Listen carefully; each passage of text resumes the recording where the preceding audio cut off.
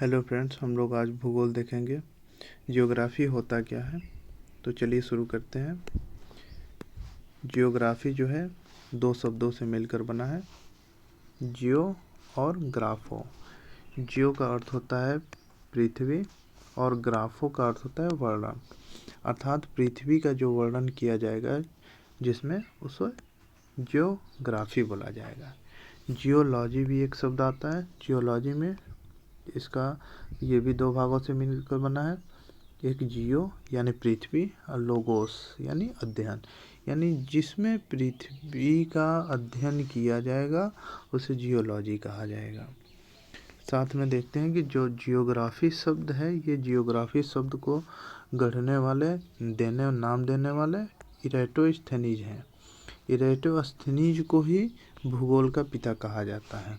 तो यहाँ पे क्वेश्चन क्या क्या बन सकता है कि जियोग्राफी शब्द किन दो शब्दों से मिलकर बना है, जियो और ग्राफो। जियोग्राफी का अर्थ क्या होता है, यानी पृथ्वी का वर्णन, और जियोलॉजी का क्या होता है, पृथ्वी का अध्ययन। जियोग्राफी शब्द जो है किसने दिया था, इरेटोस्थेनीज ने। एक ये क्वेश्चन, भूगोल के पिता कौन है, तो इरेटोस्थेनीज हैं। अब और आगे देखते हैं। भारत की संरचना एवं उच्चावच।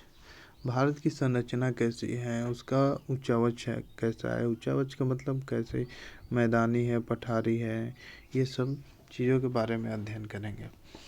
तो संरचना के आधार पर हम लोग देखेंगे कि संरचना के बारे में हम लोग कैसे जानेंगे कि संरचना कैसी है। तो संरचना के लिए हम लोग चट्टानों का अध्ययन करेंगे। चट्टानों का अध्ययन करने के लिए हम लोग भूविवर्तनिक और भूगर्भिक विशेषताओं के बारे में अध्ययन करेंगे, तब जाके चट्टानों के बारे में हम लोग को जानकारी प्राप्त होगी। यानी चट्टानें कौन सी पाई जाती हैं, इनमें 3 चट्टानें होती हैं। आग्नेय चट्टान, आग्नेय चट्टान क्या होता है, अवसादी क्या होता है, अवसादी के बाद कायांतरित कहिए या रूपांतरित कहिए, कायांतरित चट्टान। ये कौन सी चट्टानें होती हैं, ये कैसी होती हैं, ये चट्टानें कैसी होती हैं, फिर उनका रासायनिक गुण क्या है और भौतिक गुण क्या है, उनकी विशेषताएं क्या हैं। इसके आधार पर चट्टानों का अध्ययन करेंगे और उसकी संरचना के बारे में जानकारी प्राप्त करेंगे। और आगे देखते हैं। जो संरचना है एवं उच्चावच के आधार पर 3 भागों में भारत को विभाजित किया गया है। तो इस 3 भागों में भारत को विभाजित करने वाले संरचना के आधार पर भूविवर्तनिक विभाजन के अंतर्गत संरचना के आधार पर प्रोफेसर वाडिया ने 3 भागों में भारत का विभाजन किया है। पहला है उत्तरीय पर्वतमाला, दूसरा है मध्यवर्ती मैदान, तीसरा प्रायद्वीपीय भाग। उत्तरीय पर्वतमाला में आपका हिमालय आएगा। हिमालय के बारे में देखेंगे। हिमालय के साथ साथ यहाँ पे ध्यान देना है कि जो अंडमान और निकोबार है, वहाँ पे जो पर्वत हैं वो पर्वत हिमालय का ही भाग है। अब इसके बारे में हम लोग आगे देखेंगे। जब हम लोग चट्टानों के बारे में अध्ययन करेंगे तो देखेंगे कि चट्टान जो है उनकी एज के आधार पे देखा जाता है कि वो किस समय की हैं, और संरचना के आधार पे जब उनको देखा जाएगा तो वो हिमालयन जो चट्टानें हैं उन्हीं से मेल खाती हुई मिलती हैं। जो मध्यवर्ती मैदान है, मध्यवर्ती मैदानों का अर्थ हुआ कि जैसे नदियाँ जो बहती हैं तो नदियाँ अपने साथ सेडिमेंट लेके आती हैं, अवसाद। तो जो अवसाद लेके आती हैं, वो अवसाद जो प्लेन एरिया आता है थोड़ा सा, तो वहाँ पे अपने अवसाद को छोड़ देती हैं। तो उन अवसादों के द्वारा, इनके द्वारा बना हुआ जो समतल भूमि होता है वो मैदान होता है। तो जो मैदान है, ये मध्यवर्ती भाग में जो मैदान है उनके बारे में हम लोग को अध्ययन करना है। प्रायद्वीपीय भाग जो है, प्रायद्वीपीय भाग यानी जो लगभग दक्षिण का एरिया वाला भाग, दक्षिण भारत, वो आ जाएगा आपका प्रायद्वीपीय भाग में प्रायद्वीप के बारे में आगे देखते हैं कि प्रायद्वीप होता क्या है। प्रायद्वीप जो होता है, सबसे पहले नॉर्मल एग्जांपल से एक समझ लेते हैं। जैसे भारत का हम एक मैप बनाते हैं,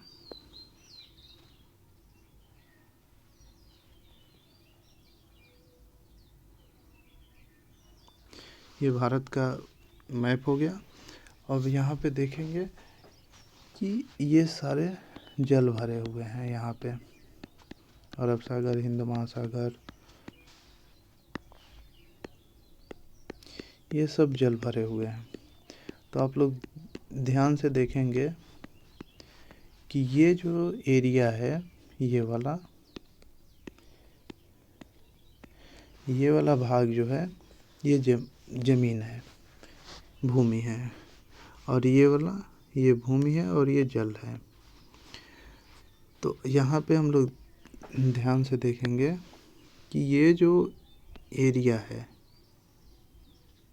ये क्या हो रहा है, तीन तरफ से जल से घिरा हुआ है।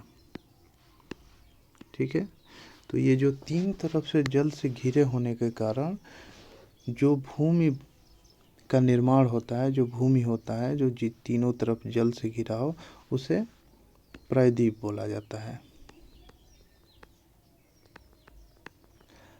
और यहीं पे खाड़ी के बारे में भी देख लेते हैं।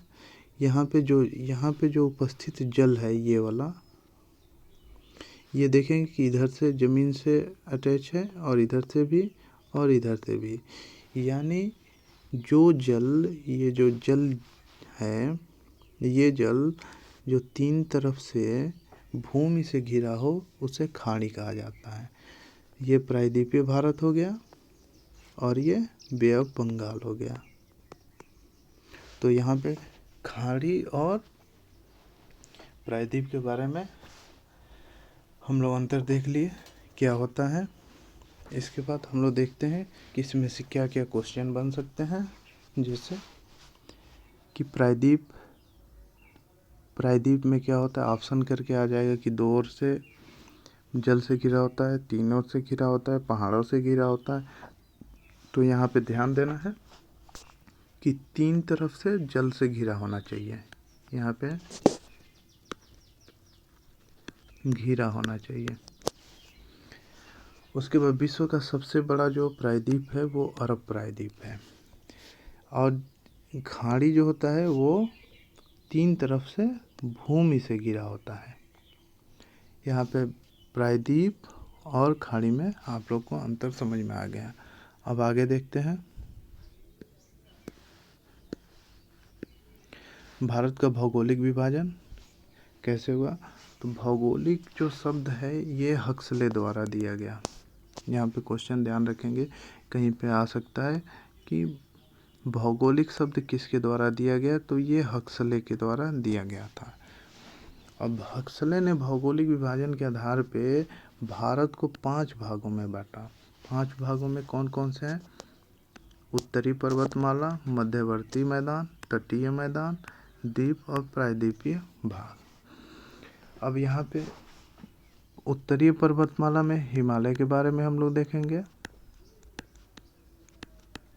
उसके बाद मध्यवर्ती में गंगा का मैदान, और भी मैदान देखेंगे कि कौन से मैदान है। तटीय भाग में समुद्री तट के किनारे जो मैदान है, और द्वीप में जो समुद्र के बीच में है वो सब द्वीप, जैसे अंडमान निकोबार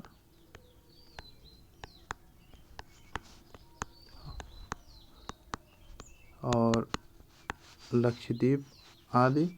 प्रायद्वीपीय भारत में अभी आप लोग को प्रायद्वीप के बारे में समझाएं कि प्रायद्वीपीय वाला भाग कौन सा है। जो दक्षिण का भाग है वो प्रायद्वीपीय भारत भाग है। अब इसमें हम लोग आगे नेक्स्ट वीडियो में देखेंगे कि नेक्स्ट वीडियो में हम लोग यहाँ से चालू करेंगे कि उत्तरी पर्वतमाला, यानी भारत के पर्वत से चालू करेंगे। तो नेक्स्ट वीडियो में हम लोग भारत का पर्वत से देखेंगे। तो मिलते हैं नेक्स्ट वीडियो में। Thank you.